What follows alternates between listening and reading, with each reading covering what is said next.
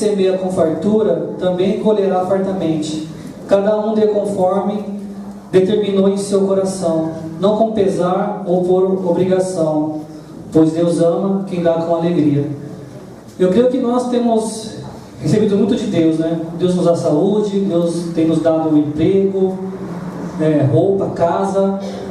E eu creio que Deus dá isso para nós com muito amor e com muita alegria também, né?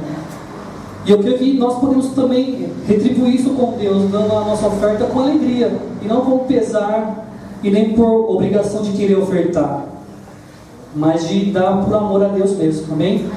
Possamos meditar nisso e ofertar ao nosso Deus, amém? Vamos orar. Deus, obrigado, Senhor, por esse momento de poder ofertar, de poder demonstrar alegria e amor por tudo que o Senhor faz por nós, Senhor. Que possamos ofertar com o nosso coração alegre, tranquilo, calmo e com muito amor pelo Senhor, por tudo que o Senhor faz por nós, Senhor. Obrigado por Jesus. Em nome dele que eu oro muito gratamente. Amém.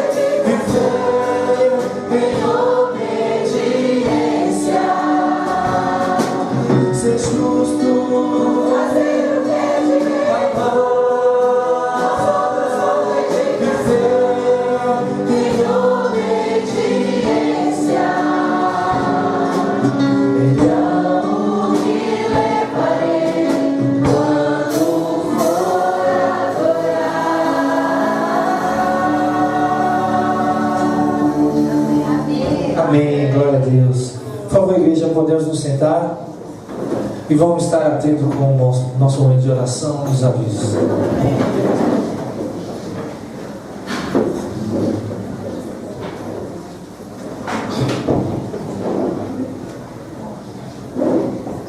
Bom, então no momento dos avisos, temos aqui alguns avisos muito importantes, então eu peço a atenção de todos. Bom, durante esse mês nós tivemos a nossa doação de sangue. Se você ainda não pôde comparecer a um posto da ProSangue, você ainda está convidado a fazê-lo durante a semana que se inicia, tá bom? Então, se você quiser agendar, tá? Eles só não agendam para sábado.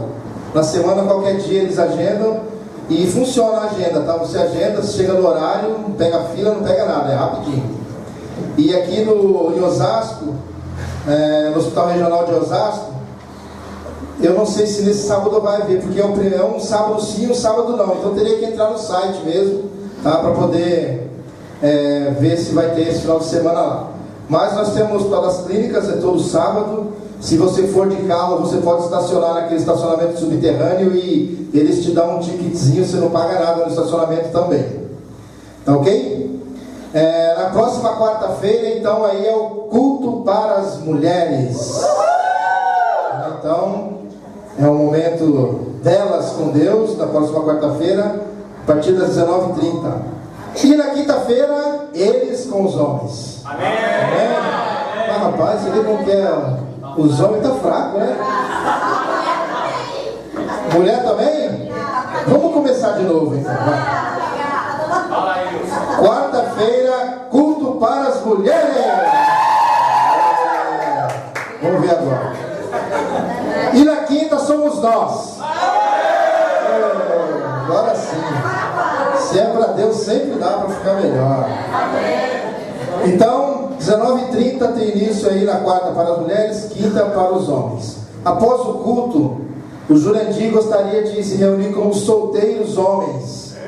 Então, solteiros homens, depois do culto, o Jurandir quer ter uma reunião com vocês. Tá bom? Então eram esses os avisos. Agora eu quero convidar toda a igreja a unir os nossos corações para orar aqui pelos pedidos. Querido Deus e Pai, Senhor, queremos uma vez mais, Pai, elevar os nossos pensamentos até o Teu santo trono.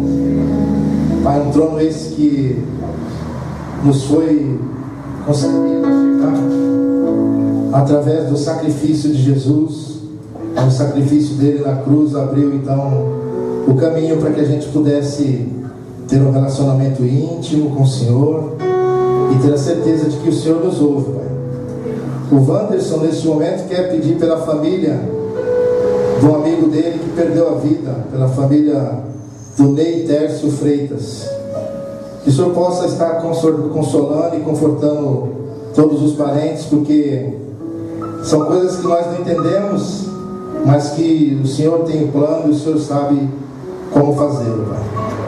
Queremos também orar pelo retiro dos nossos líderes nesse momento, que o Senhor possa estar lá com eles, que o Senhor possa estar de fato se mostrando como o Senhor é, que o Senhor possa de fato estar fazendo a diferença lá e que eles possam sair de lá diferente da forma com que chegaram.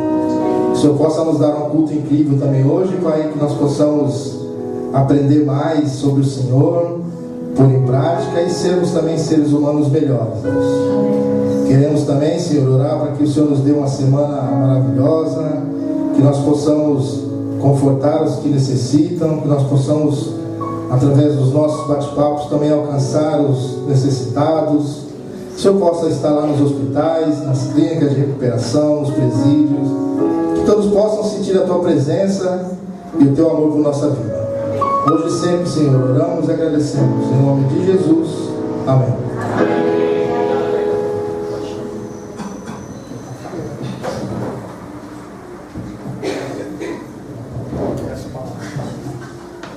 Amém, glória a Deus. Preparando para a nossa aula, por favor, irmãos, podemos ficar de pé. Vamos louvar o nosso Deus.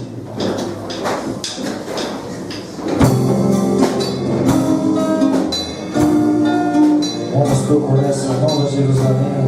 Canção número 141. Há um lugar que espera por nós, lá não há dor, nem ódio, nem rancor. Ó cidade santa, vai chegar a vida de Deus, enxugará nossas lágrimas. Não haverá nem lua nem sol, Deus brilhará pra nos iluminar. Ó cidade santa, Deus o Senhor, o Criador, pensando em nosso bem, edificou com as próprias mãos a nova Jerusalém, que descerá dos altos céus e tudo novo será. Quem lá entrar sempre será vencedor.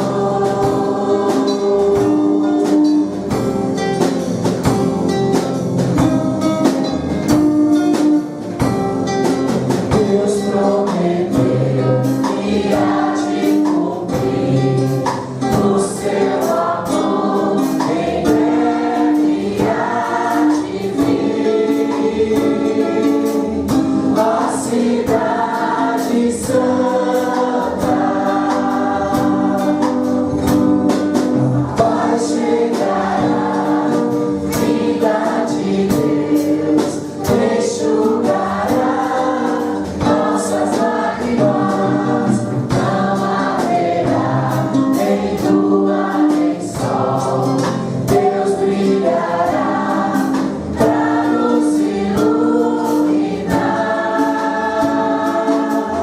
Ó cidade santa,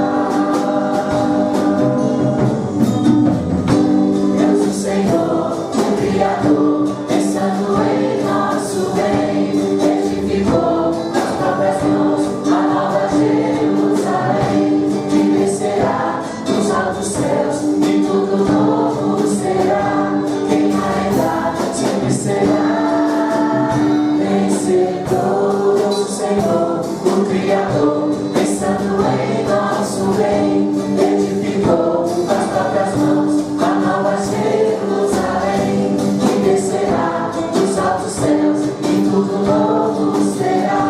Quem lá entrar sempre será vencedor. Vencedor.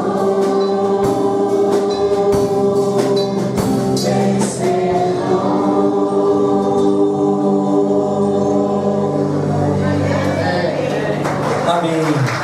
Glória a Deus.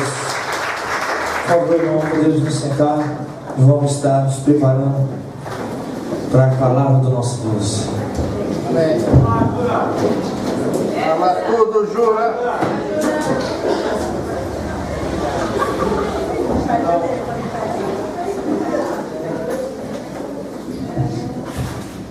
Bom, muito bom dia, igreja. Bom dia aos nossos amigos que nos visitam. Vamos abrir nossas Bíblias no livro de Daniel, capítulo 9, versículo 27.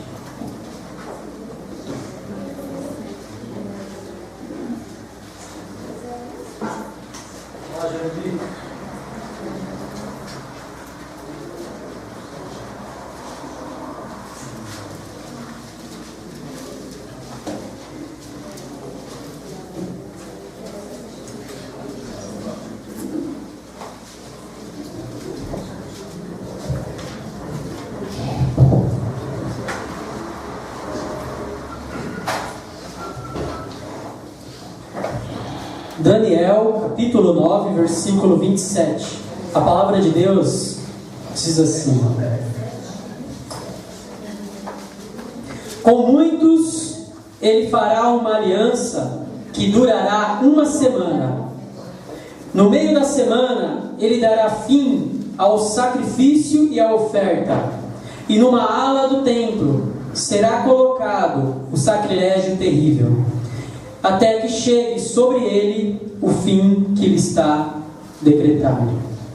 Bom, para quem gosta de um tema, o tema da pregação hoje é o terceiro templo. Vamos orar.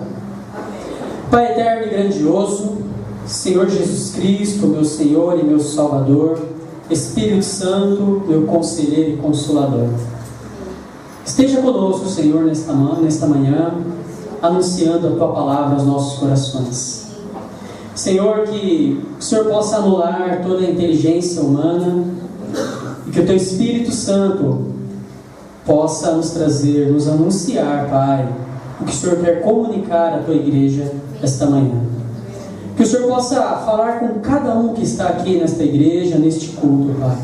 Cristão, visitante, amigos, familiares. Fale com cada um, Senhor, individualmente. Porque o Senhor ama cada um individualmente, Senhor. Senhor, ajuda-nos, Pai, a nos aprofundarmos mais na Tua palavra. Ajuda-nos, Pai, a compreendermos. Senhor, dê sabedoria à Tua igreja, dê discernimento à Tua igreja, dê sensibilidade à Tua igreja, para que o Teu Espírito Santo tenha falado a cada um. Senhor, ajuda-nos, Senhor, a sermos urgentes, Pai. Urgentes em anunciar o Evangelho aos nossos amigos, familiares, irmãos, ao nosso próximo. Ajuda-nos, Senhor, a sermos perseverantes, mantermos os nossos olhos fixos no Senhor, na volta de Cristo, Pai, para que possamos, com esse pensamento, não nos abalarmos diante das tempestades, para que possamos, com esse pensamento, sermos urgentes em anunciar a Tua palavra a todos, para que possamos, com esse pensamento, aguardarmos a Tua volta, Senhor. Senhor, amamos a Ti, porque o Senhor nos amou primeiro. E é no nome de Teu Filho Cristo que eu oro e agradeço. Amém. Amém. Bom, hoje o nosso ministro, Leonardo e a Maria, estão num retiro de liderança aqui na cidade de Embu, com toda a liderança do Brasil. Ontem eu estive lá com alguns irmãos, eu, o Aldo, o Cristiano, estivemos lá. Aqui em Osasco eu sei que está o Leonardo e a Maria e o José Antônio Silva. Eu peço as orações da igreja por esse retiro que tem sido incrível. Eu gostaria de fazer uma pequena dinâmica aqui com a igreja. Eu gostaria de fazer 3 perguntas que uma pessoa aí, um dos irmãos, ou você que está nos visitando, se habilitasse a dar o seu palpite, ou se você souber a resposta, a responder. A primeira pergunta é: quem se arrisca a dizer onde se encontra o Jardim do Éden hoje? Hoje, nesse exato momento. O Jardim do Éden, lá onde Adão e Eva estavam lá, Deus colocou Adão e Eva para cultivá-lo, onde estava a árvore da vida. Onde ele está hoje? Alguém aí se arrisca? Dá um palpite? Alguém? Quem falou? Aonde, Marcelo? No céu. É um bom palpite, né? Está com aquele que está fiel com Deus. Está com aquele que está fiel com Deus. No Iraque. Oi? No Iraque. É uma boa também essa do Iraque. Na Síria. Na Síria. Bom, pessoal, eu vou deixar uma liçãozinha de casa para vocês. Ezequiel 31, capítulo 31, versículo 17 e 18, nos dá uma pista. É uma primeira pista de onde pode estar o Jardim do Éden hoje. Ezequiel capítulo 31, versículo 17 e 18. Lá dá uma pista. Procure. Se vocês, claro, quiserem saber onde está o Jardim do Éden. A segunda pergunta que eu quero fazer é: aonde se encontra a Arca da Aliança do Antigo Testamento hoje? Alguém se arrisca? No céu. Quem mais? Alguém arrisca um outro palpite? Em Portugal. Portugal. Alguém outro? Tem um palpite? Oi? Com certeza, está em algum lugar. Bom, isso nós vamos descobrir hoje juntos. Amém. E a terceira pergunta é: o que a construção de um terceiro templo judaico tem a ver conosco, os cristãos? Alguém arrisca um palpite? O que a construção de um terceiro templo judaico, que é o tema da pregação hoje, tem a ver conosco, cristãos? Algum palpite? Alguém? Eu acho que é a restauração do templo de Deus que é em nós. Restauração do templo de Deus que é em nós. Algum outro palpite? Davi. Oi? Davi. Não, mas o que a construção desse terceiro templo judaico tem a ver conosco, cristãos? Por que nós devemos estarmos interessados nessa reconstrução também? Para o julgamento. O julgamento? É um sinal da volta? É um sinal da volta. Algum outro palpite? Bom, vamos descobrir juntos também. Nós lemos aí em Daniel capítulo 9, 27, e essa escritura ela fala de uma aliança que será feita em uma semana, uma aliança que será quebrada no meio dessa semana, fala do fim de sacrifício e oferta, fala de um templo e fala de um sacrilégio terrível. E é interessante que esse é um tema que estamos debatendo no bate-papo dos solteiros aqui às terças-feiras, né? Então eu até, como eu comentei lá em cima, essa pregação na verdade é um bate-papo de solteiros que está pregando para a igreja, né? Porque em conjunto nós temos estudado sobre isso, né? E essa palavra sacrilégio, eu fui buscar no dicionário o significado dela, e o dicionário traz que sacrilégio significa pecado cometido contra aquilo que é considerado sagrado. É o mesmo que profanação, ultraje, violação daquilo que é sagrado. E é interessante que o livro de Daniel, assim como o livro de Apocalipse, contém revelações e sinais dos tempos do fim. E essa é uma escritura interessante porque ela aponta para um sinal único da volta de Cristo. Porque nós temos, por exemplo, escrituras como Mateus 24, que fala dos tempos dos fins, né? Jesus lá falando para os discípulos, alguns sinais. Mas lá ele dá alguns sinais mais rasos, né? Ele fala que haverá guerras, ele fala que haverá terremotos, fala que haverá aumento da maldade, aumento da violência. Mas isso é muito raso ainda, porque ao longo da história da humanidade sempre teve terremoto, sempre teve violência, sempre teve guerra, quando ele fala de rumores de guerras. Então fica um pouco difícil de você se situar na história, né? Sobre os sinais da volta de Cristo. Mas esse sinal da reconstrução de um terceiro templo é um sinal pontual. É algo que ainda não aconteceu na humanidade ao longo da história e que só vai acontecer uma vez. Guerra nós temos várias. Violência é constante. Terremotos, ultimamente, né? Daqui a pouco, todo dia vai ter um terremoto. Nós temos vários terremotos. Mas a construção do terceiro templo dos judeus só acontecerá uma única vez. Então esse é um sinal muito importante para nós cristãos, sobre esse sinal da construção do terceiro templo.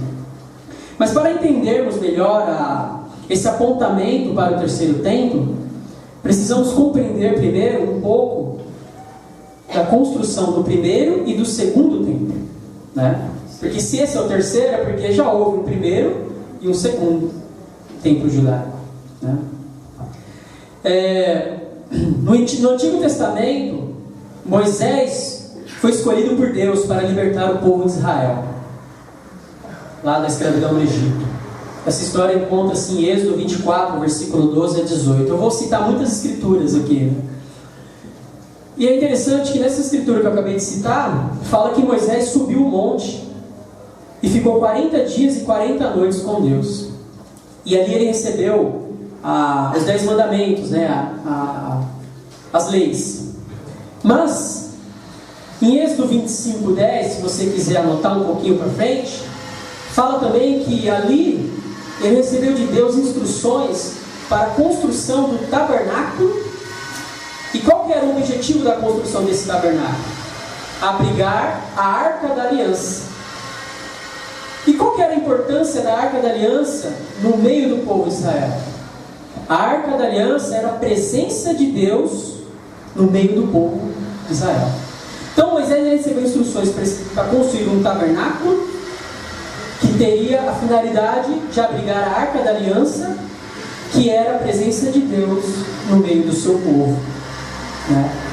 E um fato interessante é que esse tabernáculo, na verdade, é uma cópia do tabernáculo celestial que foi mostrado a Moisés lá no monte. É interessante que essa Arca da Aliança também é uma cópia da original que se encontra no céu. Na verdade, Deus ele tem deixado diversas pistas no nosso mundo ao longo da história das coisas celestiais. Vamos ler Hebreus capítulo 8. É interessante que a Bíblia é como um quebra-cabeça. O Léo, no domingo passado, ele pregou sobre enxergarmos na Bíblia um tesouro como um tesouro valioso, né? E realmente a Bíblia ela tem resposta para tudo. E ela realmente, se nós nos aprofundarmos em buscar, em ler, em estudar, ela nos revela grandes coisas, né? Em Hebreus capítulo 8, a partir do versículo 5 e 6, a palavra de Deus diz assim: eles servem num santuário que é cópia e sombra daquele que está nos céus, já que Moisés foi avisado quando estava para construir o tabernáculo: tenham cuidado de fazer tudo segundo o modelo que lhe foi mostrado no monte. Agora, porém, o ministério que Jesus recebeu é superior ao deles, assim como também a aliança da qual ele é mediador é superior à antiga, sendo baseada em promessas superiores. Então nós vemos aqui que tanto o tabernáculo como a Arca da Aliança e todos os utensílios lá do tabernáculo foram mostrados, o original, para Moisés lá no monte. E Deus faz questão de frisar: Moisés, construa tudo conforme o modelo que lhe foi mostrado no monte, né? E é interessante que, se vocês quiserem anotar para lerem depois, em Apocalipse capítulo 11, versículo 19, o apóstolo João fala que viu o céu aberto e lá ele viu a Arca da Aliança.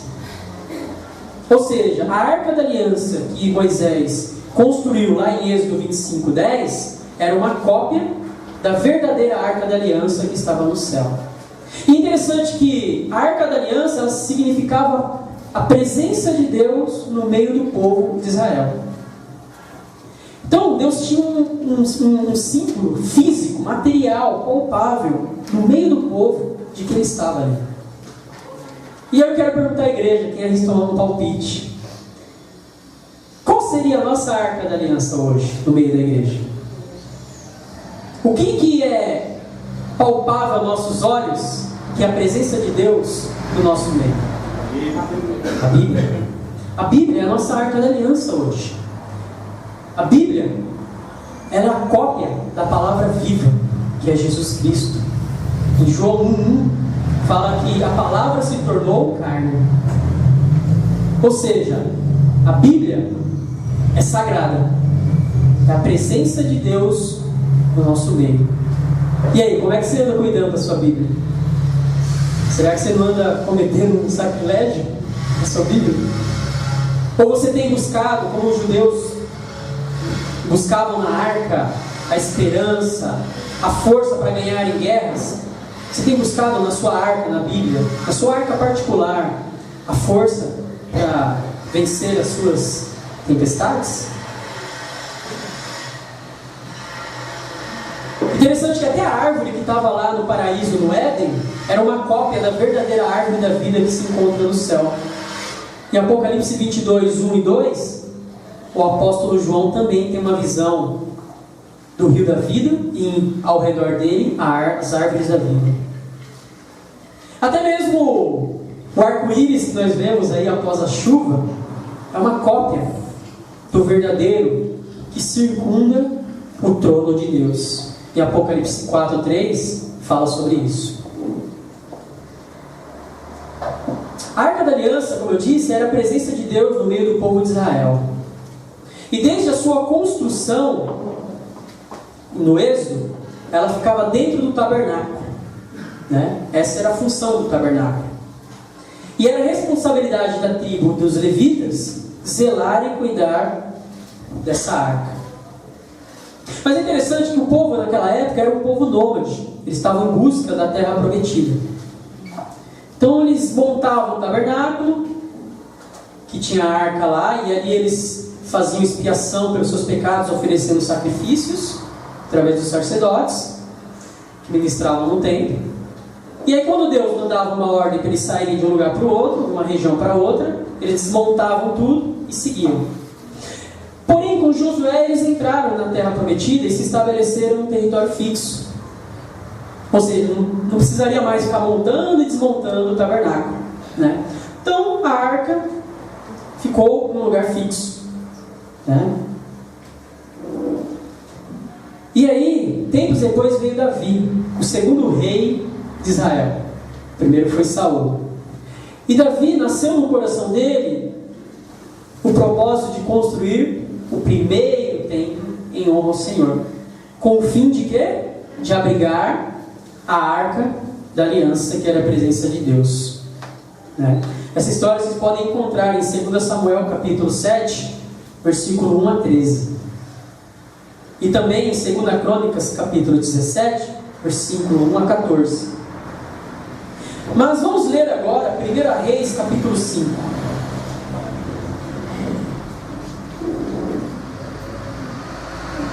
1 Reis capítulo 5.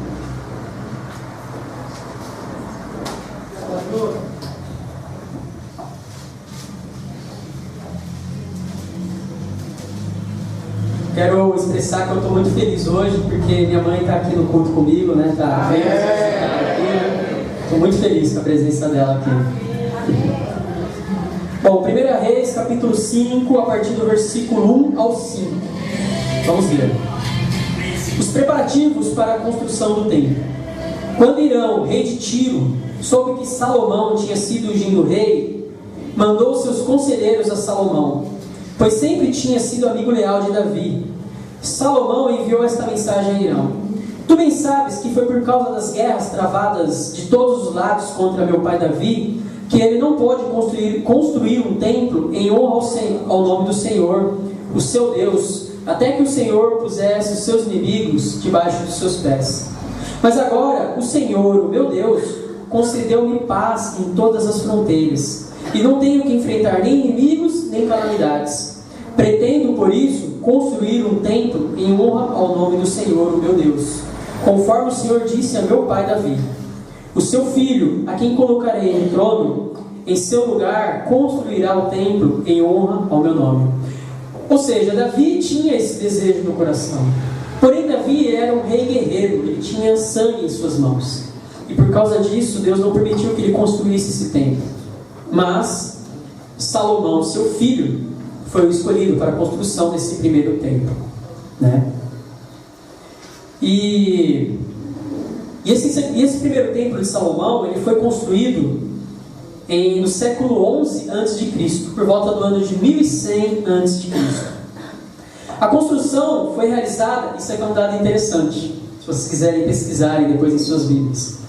O local escolhido para a construção do templo, o primeiro templo de Salomão, foi o mesmo local onde, milhares de anos antes, Abraão teve sua fé provada para o sacrifício de Isaac. Se vocês quiserem comparar as duas escrituras, Abraão ofereceu Isaac em sacrifício lá no Monte Moriá. Essa história está em Gênesis capítulo 22, versículo 1 e 2. E a localização da construção do templo está em 2 Crônicas, capítulo 3, versículo 1 e 2. Se vocês compararem essas duas escrituras, vocês perceberão que é o mesmo local, né? Mas é interessante que após essa construção, o povo de Deus se desviou, começou a idolatrar outros deuses dos povos vizinhos. E aí Deus levantou Nabucodonosor, rei da Babilônia, para destruir esse primeiro templo e escravizar o povo. Isso aconteceu em 586 antes de Cristo, né? E se vocês quiserem acompanhar essa história depois, vocês podem ler lá 2 Reis, capítulo 25, versículo 1 a 10. Vamos ler bastante nossa Bíblia, hein, gente? Amém.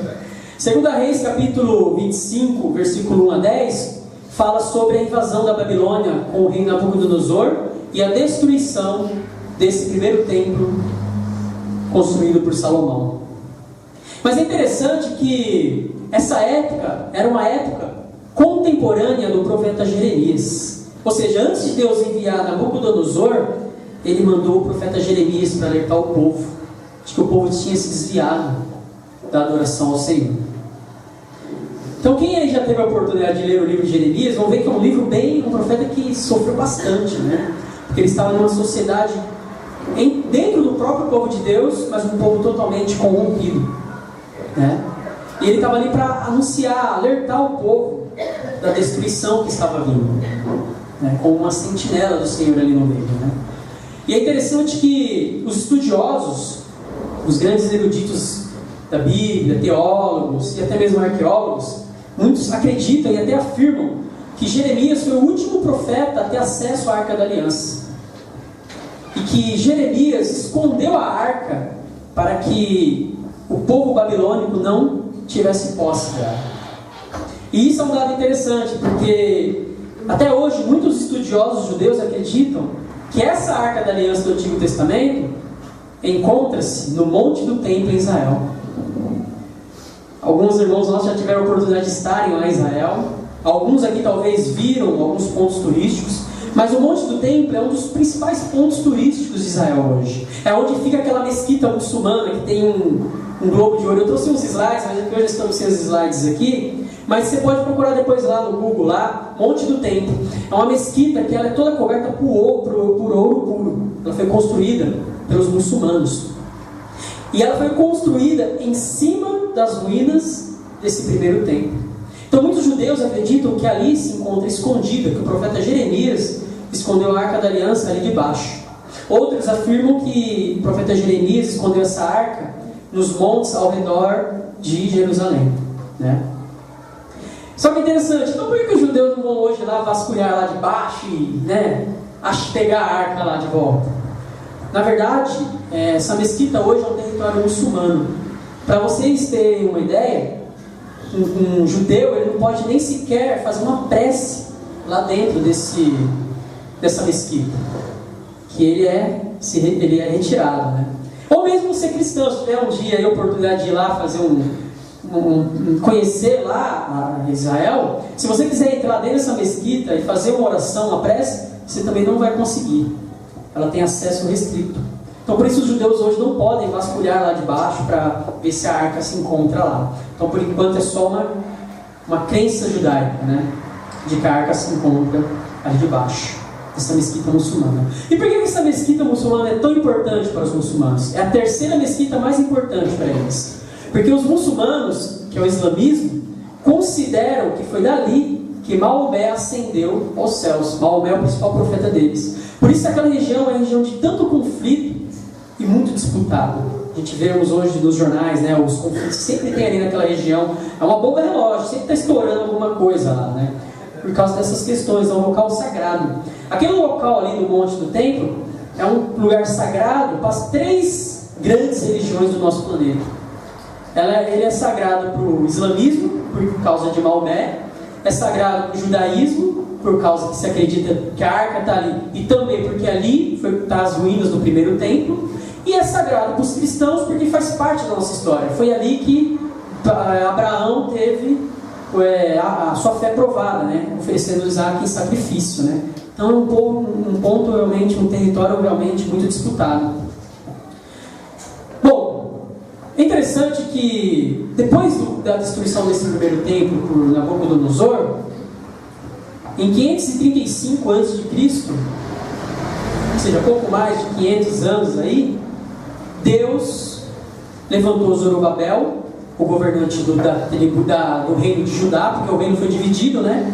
O reino do norte por Israel, o reino do sul por Judá. E aí Deus levantou Zorobabel, o governante de Judá, junto com o sacerdote Josué, para construir o segundo templo. Vamos lá em Ageu capítulo 2. O profeta Ageu.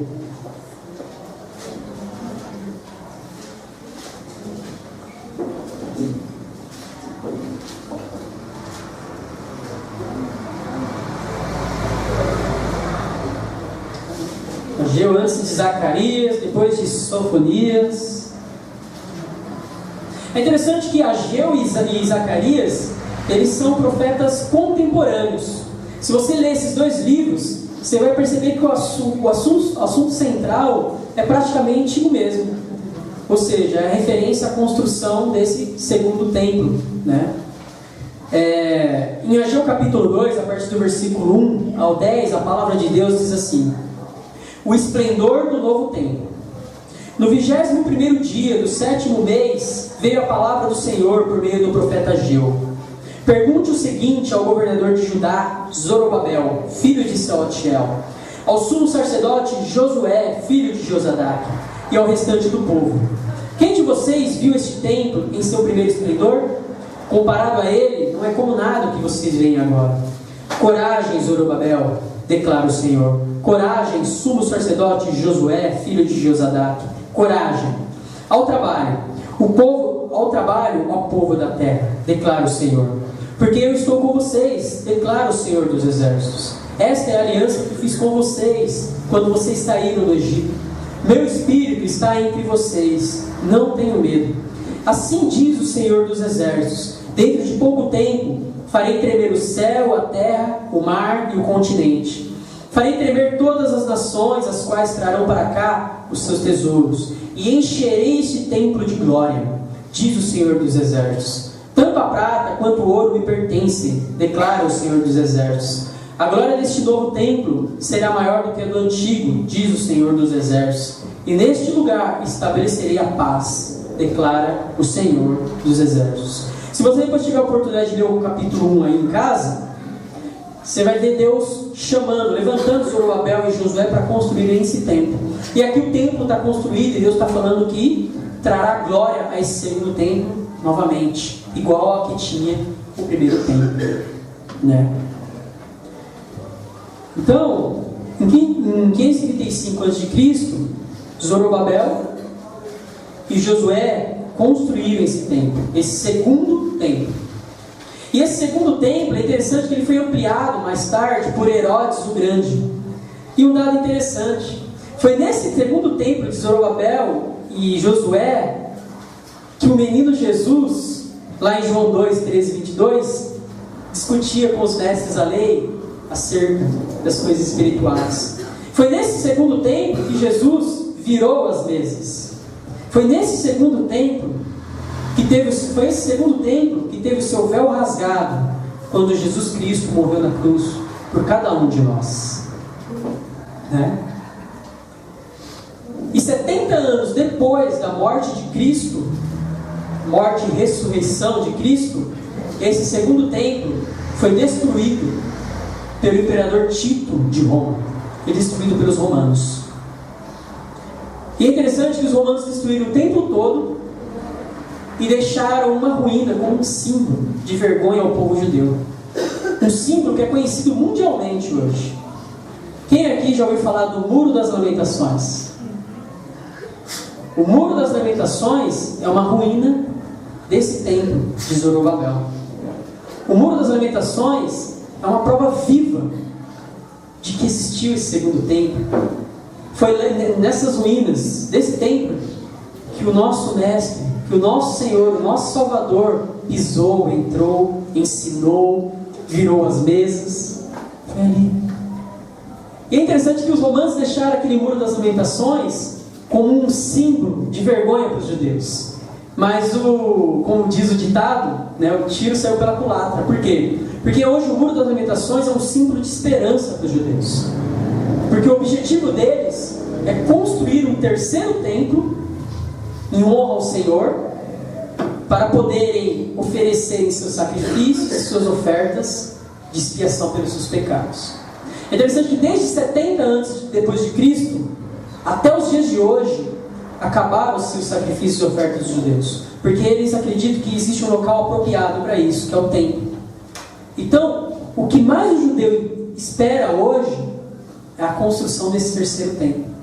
Se alguém aqui conhecer algum judeu, tiver contato com algum judeu, um judeu zeloso, que é ligado às suas raízes, à sua história, pergunta para ele sobre o terceiro templo, sobre a construção do terceiro templo.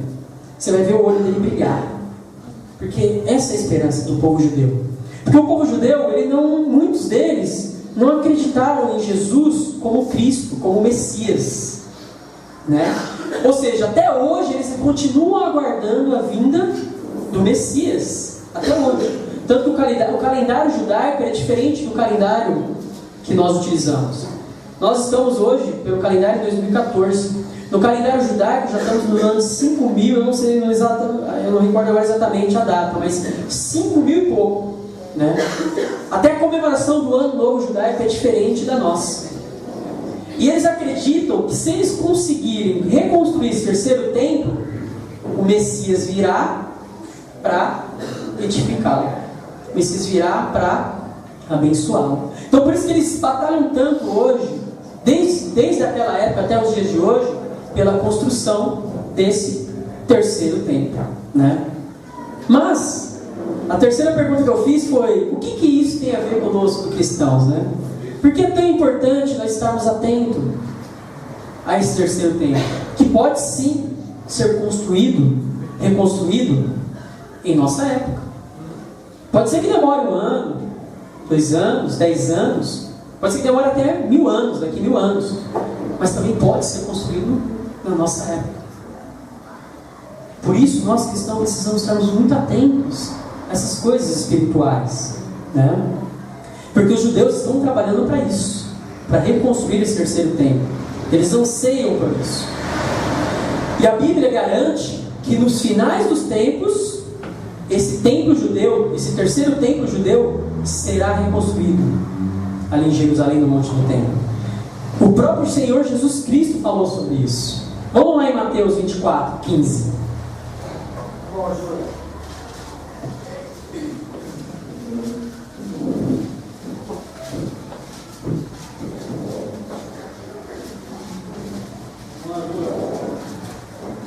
Mateus capítulo 24, versículo 15. A palavra de Deus fala assim. É interessante aqui, só uma observação. Se você ler todo esse capítulo, aqui aí fala o título lá, né? O sinal dos fins dos tempos. Jesus aqui estava com os discípulos saindo justamente do segundo templo, né? De Zorobabel. E aí os discípulos perguntam, né? Sobre sinais, sobre, né? Os fins dos tempos e tudo mais. E aí Jesus ele começa a dar alguns sinais. Ele fala de guerras, fala de terremotos, fala de violência, de maldade. São sinais que nós temos aí já ocorrendo ao longo de toda a história. Mas aí no versículo 15 ele fala de um sinal pontual, um sinal que só vai acontecer uma única vez na história. Ele fala assim no versículo 15: assim, quando vocês virem o sacrilégio terrível do qual falou o profeta Daniel no lugar santo, quem lê, entende. Essa escritura não lembra lá a primeira escritura que nós lemos de Daniel? Ó, Daniel 9:24, 9:27. Com muitos ele fará uma aliança que durará 1 semana. No meio da semana ele dará fim ao sacrifício e à oferta. E numa ala do templo será colocado o sacrilégio terrível, até que chegue sobre ele o fim que está decretado. E aqui Jesus fala, ainda cita Daniel. Fala, olha, quando vocês verem o sacrilégio terrível dentro do templo, estejam atentos, o fim está próximo. E é interessante, porque o primeiro templo lá foi destruído, o segundo templo foi destruído. Muitos estudiosos estudiosos e eruditos da Bíblia afirmam que os romanos causaram esse sacrilégio terrível, né? Mas Jesus afirma que isso aqui é um sinal do fim dos tempos. Então, se os romanos tivessem feito esse sacrilégio, segundo os estudiosos afirmam que o sacrilégio foi o sacrifício de um porco dentro do templo, mas se isso realmente tivesse sido uma referência àquela época, nós não teríamos mais o mundo hoje aqui. Já teria acontecido a segunda volta de Cristo. Mas estamos aqui até hoje. Agora, quando o verdadeiro sacrilégio terrível acontecer, aí sim vai acontecer a volta de Cristo, né? Então, ainda estamos esperando esse fato acontecer. Esse sacrilégio terrível acontecer dentro do templo. Mas que templo se não temos templo hoje?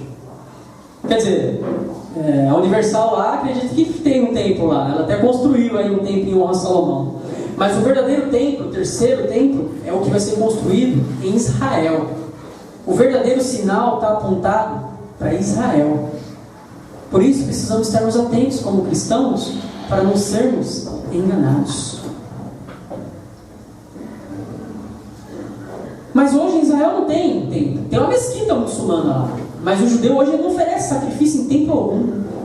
Então isso ainda vai acontecer, irmãos. E pode ser na nossa época. Precisamos estarmos atentos. Se vocês quiserem anotar em Daniel 11:31, vocês não precisam ir lá, mas fala assim: suas forças armadas se levantarão para profanar a fortaleza e o templo. Acabarão com o sacrifício diário e colocarão o sacrilégio terrível. Mas quem vai promover esse sacrilégio terrível? Quem vai acabar com as ofertas lá dos judeus, como fala em Daniel 9:27? E a pergunta mais interessante: como os judeus conseguirão o aval para construir esse terceiro templo?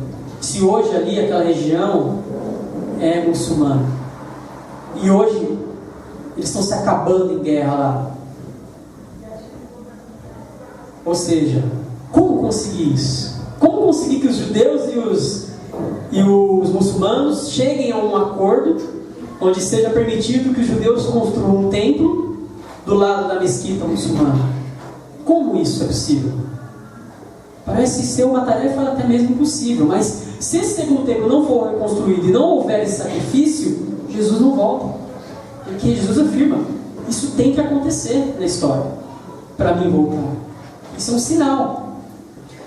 E aí é interessante que quem promoverá isso será o anticristo. O anticristo será um homem levantado segundo a ação de Satanás, terá um grande poder de sedução, promoverá uma paz mundial, e ele sim será capaz de fazer esse acordo de uma semana para a reconstrução desse templo. Mas, vocês não precisam ir lá, mas Daniel 9:27, que nós já lemos, fala: com muitos ele fará uma aliança que durará uma semana. Na escatologia bíblica das 70 semanas de Daniel, se vocês quiserem podem pesquisar isso. Se quiserem não, eu até aconselho vocês a pesquisarem sobre isso. Nas 70 semanas de Daniel, no estudo de escatologia bíblica, que é o estudo de escatologia que faz referências aos tempos dos fins, vocês vão entender que um dia representa um ano. Então uma semana representa 7 anos. Ou seja, o anticristo ele fará um acordo para a reconstrução do templo judaico, dos tempos dos fins, de 7 anos.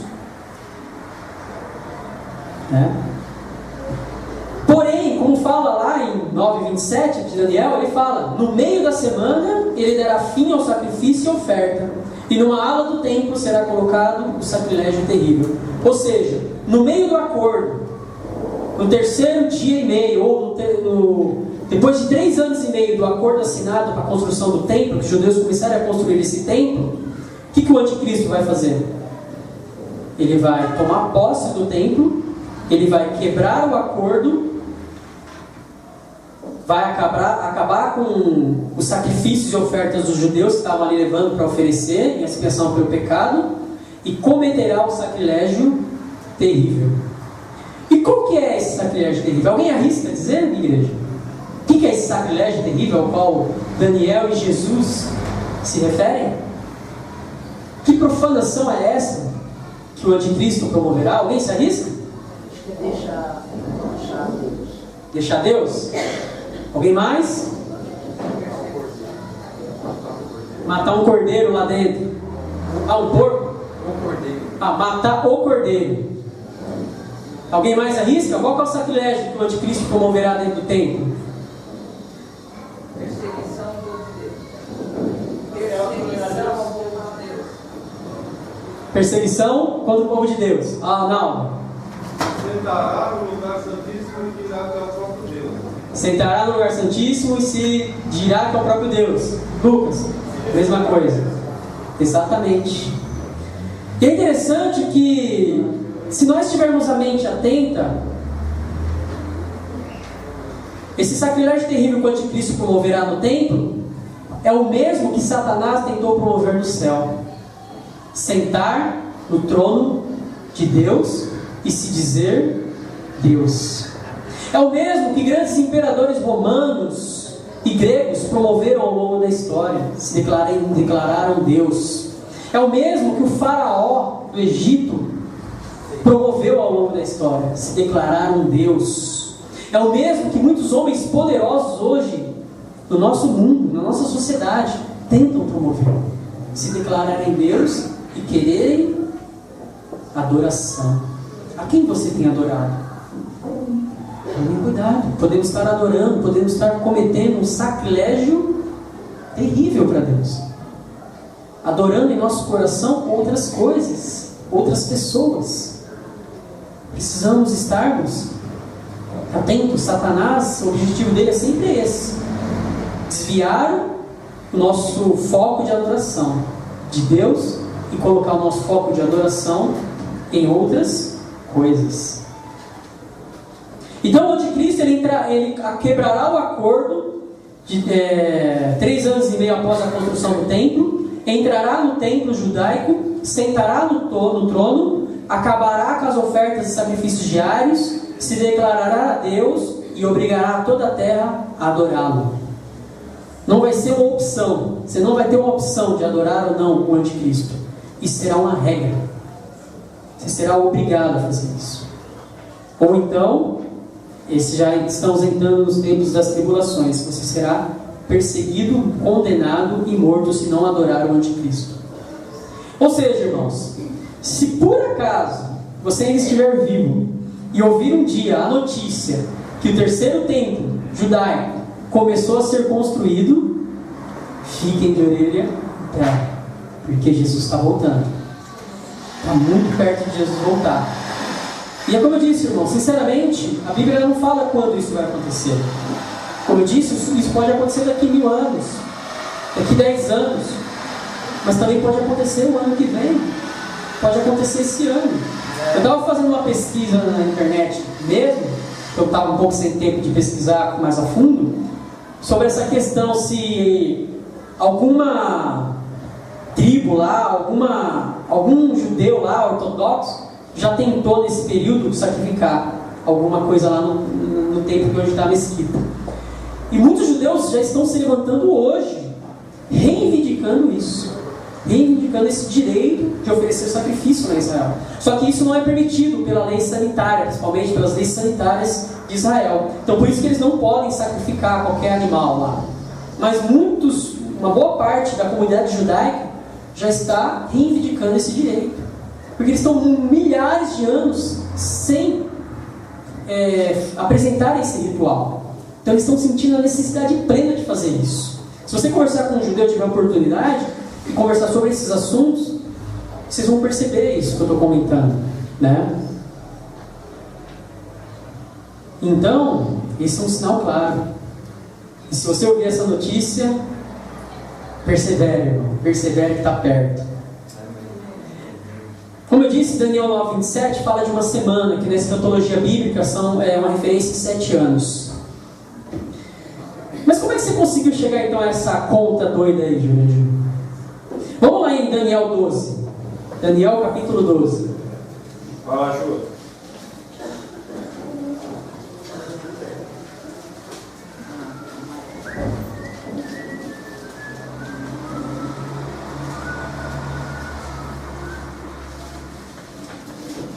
Daniel capítulo 12, nós vamos ler o versículo 10 ao 11. Eu tinha feito no telão aqui umas contas aqui, mas vamos ter que ver quem é bom de matemática aí na cabeça agora, né? Vamos ver quem é bom de matemática aí, me ajuda, por favor, me ajuda. Ó, fala assim, Daniel capítulo 12, versículo 10 e 11. Depois de abolido o sacrifício diário e colocado o sacrilégio terrível, haverá 1290 dias. Feliz aquele que esperar e alcançar o fim dos 1335 dias. Bom, agora é hora de fazer contas. Quem tiver uma calculadora fácil aí. 1290 dias, divide aí por 30 dias, que é o equivalente a um mês. 43 meses. Divide por 12, que é o equivalente a um ano. 3,58. 3 anos e meio ali, né? Desculpa? 11. Não. A escritura é Daniel capítulo 12, versículo 10 e 11. Desculpa, eu li o 11 e o 12, né? Desculpa, perdão, irmãos. Eu vou ler o 10 aqui, ó. Muitos serão, vocês estão atentos, hein?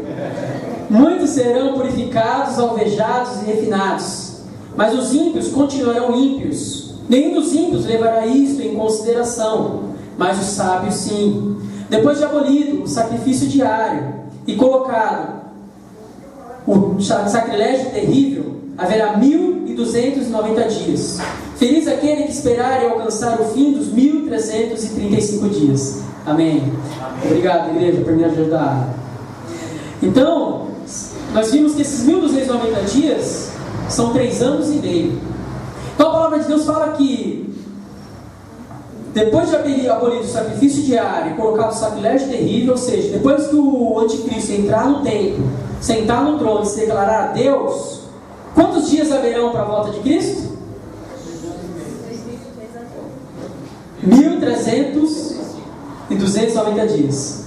3 anos e meio. Ou seja, após 3 anos e meio do início da construção desse templo, no meio da semana, o anticristo promoverá o sacrilégio terrível. E aí mais 3 anos e meio, Cristo volta. Lembrando que não estou falando de datas fixas, eu estou falando de uma contagem bíblica. Isso pode acontecer no mês de janeiro, no mês de dezembro, no mês de março, no dia 2, 3, isso é uma data aproximada. Mas dá para a gente já ter uma ideia, que quando você observar o sacrilégio terrível dentro do templo, mais ou menos 3 anos e meio, Cristo está voltando para redimir o seu povo. Ele fala aí no 12, né? No 12. Feliz aquele que esperar e alcançar o fim dos 1335 dias. Ou seja, aqui fala do quê? De perseverança. Por que ele fala de perseverança? Porque ele fala, felizes os que esperarem alcançar. Porque muitos, após o anticristo tomar o trono e se declarar Deus e obrigar todo o planeta a adorá-lo como Deus, aqueles que não adorarem ao anticristo, mas continuarem perseverando em Cristo, serão perseguidos. E muitos, infelizmente, serão mortos por causa da sua fé.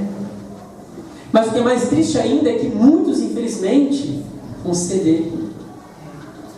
E meu irmão e minha irmã, e você que nos visita, se você não estiver preparado, você vai ceder. Você não vai aguentar. Porque vai ser uma perseguição intensa nesse período. E você tem que se perguntar hoje, enquanto atento: você está pronto para esperar e alcançar o fim dos 1335 dias, que vai dar mais ou menos 3 anos e 7 meses depois da perseguição? Ou hoje qualquer coisa te abala? Qualquer coisa tem abalado a sua fé hoje? O que tem abalado a sua fé hoje? A Bíblia, ela nos dá sinais, porque Deus, ele nos ama tanto que Ele não quer nos perder. Ele não quer que ninguém ceda.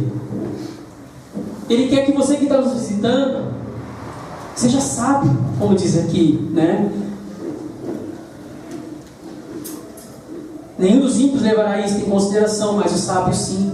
Ele quer que você já seja sábio e considere isso. Considere o chamado de Deus na sua vida.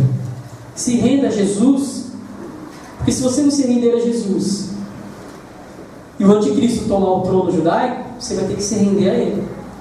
Você vai ter que escolher ou um ou outro.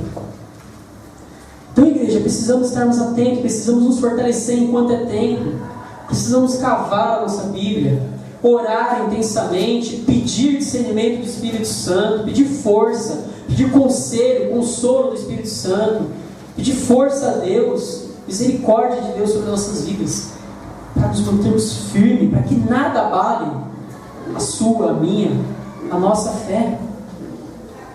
Porque ele fala aqui, felizes os que alcançaram, aqueles que esperarem e alcançarem. O que quer dizer isso? Que nem todos vão conseguir. Nem todos vão alcançar o final dessa provação. Nem todos estarão prontos para a volta de Jesus Cristo. E aí, se isso acontecer daqui 7 anos, você está pronto? E se o templo judaico já tiver começado a ser reconstruído lá, e você for pego de supetão?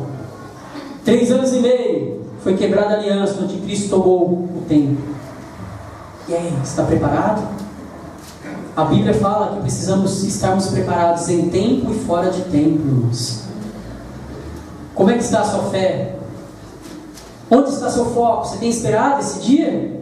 Você tem esperado a volta de Cristo? Você tem sido urgente em anunciar essa volta aos seus amigos, seus familiares, seu próprio irmão na fé? Você tem anunciado para o seu próprio irmão na fé?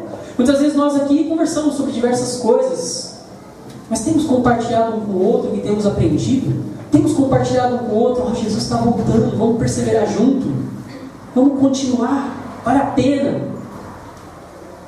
Onde está o nosso foco? Eu fico me perguntando, onde está o meu foco? Será que eu estou esperando realmente que Cristo volte? Às vezes eu compartilho com a minha esposa em casa, né? Poxa, eu queria que Jesus voltasse agora, né? E aí ela até comenta, né? Mas, nossa, cara, tem tanta gente ainda que precisa ouvir a palavra de Deus. Tem minha família, tem a sua família.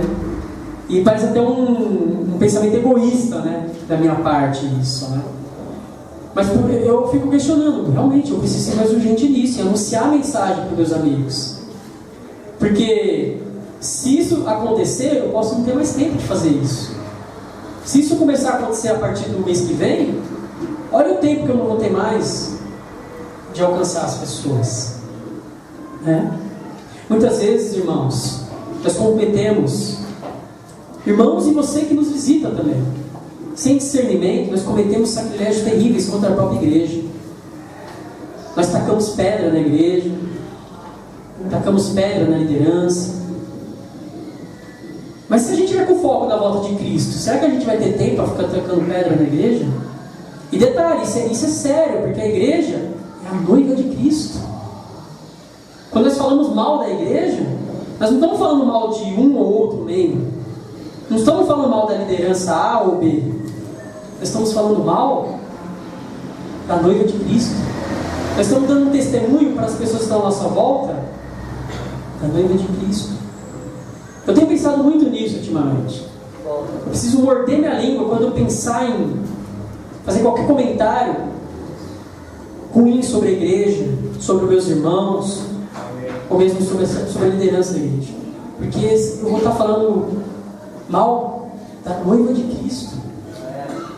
E eu vou ter que prestar contas ao próprio Jesus Cristo disso. É algo para pensarmos, irmãos. E aí, temos tacado pedra na igreja? Ou o nosso foco está lá na volta de Cristo? Não, eu preciso alcançar o maior número de pessoas, porque Cristo está voltando. Eu acredito fielmente nisso. Cristo está voltando. É interessante que quando a gente está próximo de um evento grande que a gente espera muito, seja um casamento, seja uma festa, seja uma prova com um emprego, enfim, como é que nós ficamos? Ficamos ansiosos, ficamos nos preparando lá, se é para uma prova, eu fico estudando e reestudando e tirando dúvidas. Se é para uma festa, eu vou lá ver qual é a roupa que eu vou, como é que eu vou, qual o trajeto que eu vou utilizar. Se eu estou esperando a volta de Cristo, como é que eu fico? Cara, como é que vai ser? Eu preciso estar pronto, preciso me aprontar, com qual roupa eu vou estar, como é que eu vou estar quando Cristo voltar. Irmãos, nosso foco tem que estar na volta de Cristo, Ele está voltando. E o Muro das Lamentações, como eu acabei de citar, é um dos símbolos vivos que podemos ver a olho nu de que Ele vai voltar. Em segunda, eu vou ler aqui, vocês não precisam ler, mas em 2 Tessalonicenses, capítulo 2, versículo 1 a 4, a palavra de Deus fala assim, já estamos concluindo, irmãos. Mas a palavra de Deus nos dá um alerta. Olha o alerta que ela dá em 2 Tessalonicenses, capítulo 2. Irmãos, o homem do pecado é o subtítulo. Irmãos, quanto à vinda de nosso Senhor Jesus Cristo e a nossa reunião com Ele, rogamos a vocês que não se deixem abalar, nem alarmar tão facilmente, quer por profecia, quer por palavra, quer por carta supostamente vinda de nós, como se o dia do Senhor já tivesse chegado. Não deixem que ninguém os engane de modo algum. Antes daquele dia virá a apostasia, e então será revelado o homem do pecado, o filho da perdição. Este se opõe e se exalta acima de tudo que se chama Deus ou é objeto de adoração, chegando até a se assentar-se no santuário de Deus, proclamando que Ele mesmo é Deus. Essa carta está nos alertando. Estejamos atentos para não sermos enganados. Muitas coisas estão acontecendo e nossa tendência muitas vezes é acreditar em uma coisa, acreditar em outra. Mas se a nosso foco estiver em Jesus, firme em Jesus, nenhuma outra religião, nenhuma outra profecia vai nos abalar. Eu fico pensando, quantos de nós aqui talvez ficamos abalados quando foi lançado lá em 2012 a profecia Maia, né? Deixa eu ficar preocupado aqui, será que é, será que não é? Mas se a minha fé estiver firme na palavra de Deus, coisas como daquele tipo não iriam me abalar jamais. Mas eu confesso para vocês que no meu coração eu tive algumas preocupações. Eu fiquei ansioso quando estava chegando o dia lá, que era, eu não lembro agora a data, em dezembro lá. Eu confesso que eu fiquei um pouco ansioso. Será mesmo? Mas se eu tivesse com a minha fé naquela época firme na promessa de Cristo, eu teria enxergado que aquilo era só mais um ano. Então, quando nós temos nossa fé firme na palavra de Deus, nada nos abala. Podem falar que o mundo vai acabar amanhã. Se acabar, eu estou com Cristo. Mas eu sei que não é amanhã, porque eu sei que tem algumas coisas que precisam acontecer ainda. Agora, se nós não sabemos, quando você não conhece, como é que você fica quando você vai num caminho que você não conhece? Você fica preocupado. Será que é por aqui mesmo? Será que é isso mesmo? Será que eu tinha que passar por esse prédio mesmo? Agora, se eu conheço, não, é por aqui mesmo, estou no caminho certo, porque aquele prédio eu lembro dele. Eu estou fazendo uma analogia para nós compreendermos melhor, né? Apocalipse capítulo 11, vocês não precisam ir lá, mas eu vou só citar versículo 1 e 2. A palavra de Deus diz assim, ó: as duas testemunhas deram-me um caniço semelhante a uma vara de medir e me disseram: vai, meça o templo de Deus e o altar, e contem os adoradores que lá estiverem. Exclua, porém, o pátio exterior, não o meça, pois ele foi dado aos gentios. Eles pisarão a cidade santa durante 42 meses. Preciso aí do auxílio da calculadora. 42 meses dividido por 12, dá quanto? Quem tiver uma calculadora aí, o Ed aí, nosso contador. 42 dividido por 12. 3,5.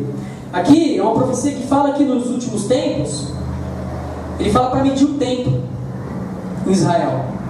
E ele fala que não é para medir o pátio exterior, por quê? Porque ele será pisado pelas nações durante 42 meses, durante 3 anos e meio. Quem são esses gentios que vão lá pisar esse templo por 3 anos e meio? O que eles vão fazer lá? Se o templo é o local onde o judeu oferece sacrifício, então o que um gentil vai estar fazendo lá? Somos nós somos filhos de Deus. Mas o que um gentil, mesmo aqueles que podem acreditar em Deus, vão estar fazendo no templo judaico? O que você ia fazer no templo judaico? Muitos gentios gentios vão lá para adorar a besta. Eles estarão pisando no templo judaico para fazer adoração ao anticristo, porque ele vai estar serão obrigados a fazer isso. E se nós aqui não estivermos atentos e tivermos condições financeiras, claro, talvez alguém aqui pode estar lá. Se acontecer nesse tempo de hoje, alguém aqui pode estar lá num templo judaico adorando alguém que se diz Deus. Precisamos estarmos atentos, amados. A função do templo judaico é para os judeus oferecerem sacrifício, não é para um gentio estar lá. Mas a Escritura fala que vai ter gentio lá. Fazendo o quê? Adorando o anticristo. Em Apocalipse capítulo 21, 22, vocês não precisam, mas podem anotar. Capítulo 21, 22. A palavra de Deus diz assim. Essa é uma revelação da Nova Jerusalém, como cantamos agora há pouco, né? Sobre a vinda da Nova Jerusalém, que Deus nos prometeu a Nova Jerusalém. E aqui o apóstolo João fala o seguinte: olha a visão que ele teve da Nova Jerusalém.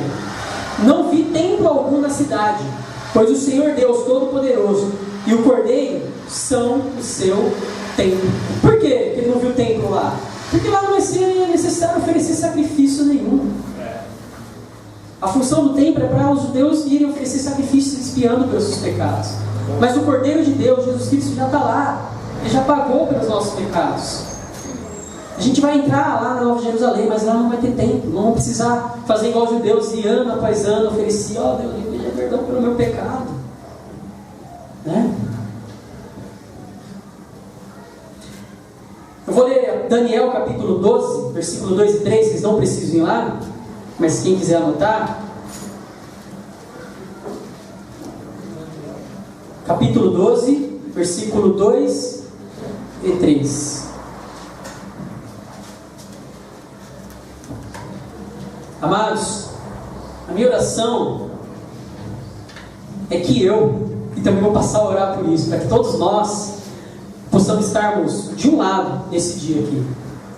Olha o que ele fala. Capítulo 2, vocês não precisam ir lá, mas eu vou ler aqui. Capítulo 12, versículo 2. Multidões que dormem no pó da terra acordarão, uns para a vida eterna, outros para a vergonha, para o desprezo eterno. Aqueles que são sábios reluzirão como o fulgor do céu, e aqueles que conduzem muitos à justiça serão como as estrelas para todo sempre. Quem conduz muitos à justiça? Quem são os sábios? Você tem buscado isso? Você tem buscado ser sábio na Bíblia? Nas coisas sagradas de Deus? Ser sábio não é só ter conhecimento de tudo, não é só chegar e ler a Bíblia toda. Ser sábio é ter um comportamento que agrada a Deus. Tem pessoas que não têm instrução de conhecimento nenhuma, mas são pessoas sábias. Elas sabem respeitar a Deus, elas sabem se comportar diante das pessoas. Tem pessoas que talvez não sabem nem a questão de vestimento, de como tem que se vestir, da maneira certa de se vestir, mas por instinto, por aprendizado de pai para mãe, elas sabem qual a maneira certa de se vestir, qual a maneira vulgar de se vestir. Tem pessoas que talvez não conseguem nem ler a Bíblia, por questão de serem analfabetas, mas elas oram todos os dias, elas têm a fé delas, elas sempre consultam a Deus. Poxa Deus, estou pensando em fazer isso, o que o Senhor acha? Isso é ser sábio, não é ter só conhecimento. Ser sábio é ter um comportamento de zelo, de amor, de obediência diante de Deus. Por isso que a Bíblia fala que os sábios reluzirão como o fulgor do céu, né? E os que conduzem muita justiça serão como as estrelas para todo sempre. Eu posso conversar com uma pessoa e usar todos os argumentos possíveis para ajudar uma pessoa a sair do caminho errado e para o caminho certo. Mas com uma atitude minha, um comportamento meu, eu convenço essa pessoa. E sempre. Eu estou estudando a Bíblia com o Caio, mas eu faço questão de chamar ele: vamos lá em casa, vem ver como eu vivo, vem ver como é que é meu casamento, Eu não falo isso para ele, mas eu convido ele para ir lá, para ele conhecer como que é a minha vida. Porque aqui na igreja é fácil nós não termos uma aparência. É fácil sermos sábios. A própria palavra fala em Provérbios, né? Se você manter sua boca calada, você passará como sábio. Então, precisamos ser sábios, não só em conhecimento. É importante, claro, com certeza conhecer. Mas não só conhecer, mas também o nosso agir, a nossa obediência a Deus, né? E para concluir, eu quero ler Apocalipse 22. O cabo embaixo. Pode falar. Tá? Aqui? Pode pegar do lado aí.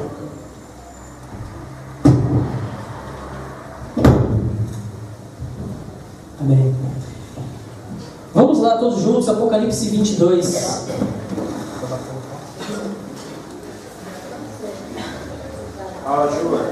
Versículo 11 ao 13.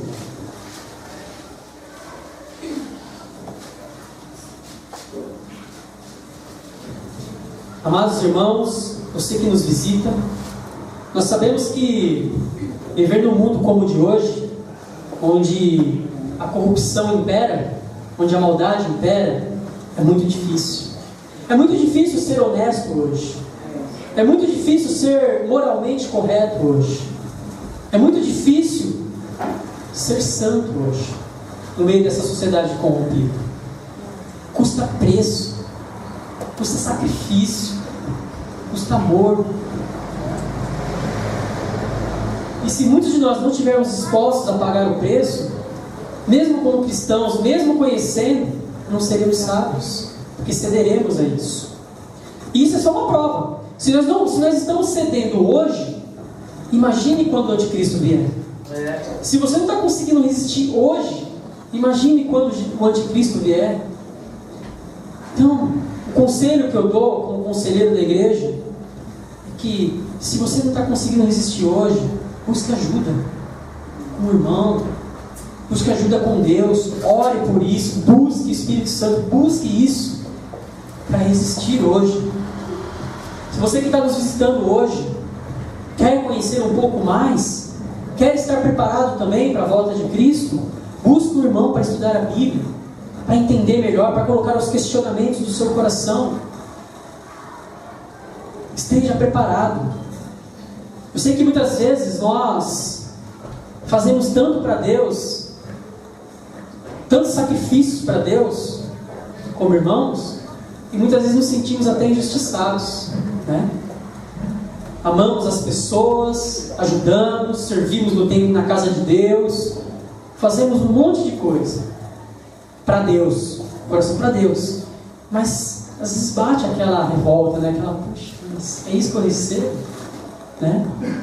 Às vezes damos o melhor para Deus, mas no momento de fraqueza nos sentimos sozinhos. Puxa, ninguém liga para mim, ninguém me procurou mais, só estava interessado quando eu estava lá ajudando, servindo. Eu sei, irmãos, eu sei, você que nos visita, que a vida é injusta. Muitas vezes nos sentimos injustiçados, muitas vezes nos sentimos dignos de alguma recompensa. Puxa, eu estou fazendo isso, eu quero uma recompensa disso. Mas o que eu, como conselheiro, falo para você, meu irmão, minha irmã, para você que está nos visitando, se você perseverar, você não vai ficar sem sua recompensa. Amém. E sabe o que é melhor? Desculpa, eu me emociono.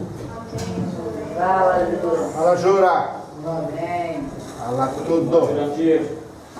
Você vai receber essa recompensa, não é de homens, mas é da mão do próprio Senhor Jesus Cristo. Eu vou pedir ajuda do irmão aqui que eu não vou conseguir ler, mas Apocalipse 22, 11, quem pode subir aqui para ler para mim? Te ajuda. Lê para mim o 11 ao 13 do 22.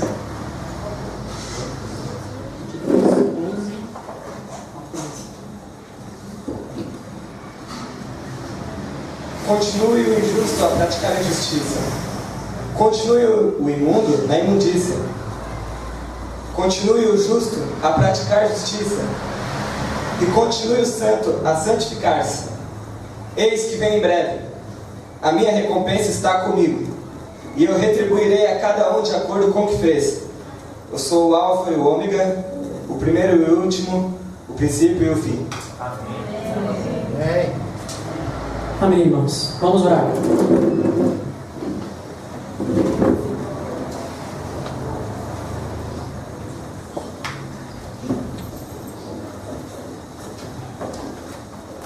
Ó meu Deus grandioso e poderoso, toda honra e toda glória sejam dadas a Ti.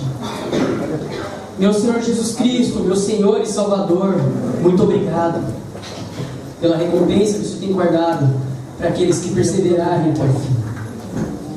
Espírito Santo, meu conselheiro e consolador, nosso conselheiro e consolador, nos ajude a termos sabedoria em nosso comportamento, em nosso agir. Nos ajude a perseverar até a volta de Cristo. E quer vivos, quer mortos, possamos, naquele grande dia da volta de Cristo, reluzir como as estrelas do céu. Em nome de Teu Filho Cristo, eu oro e agradeço. Amém.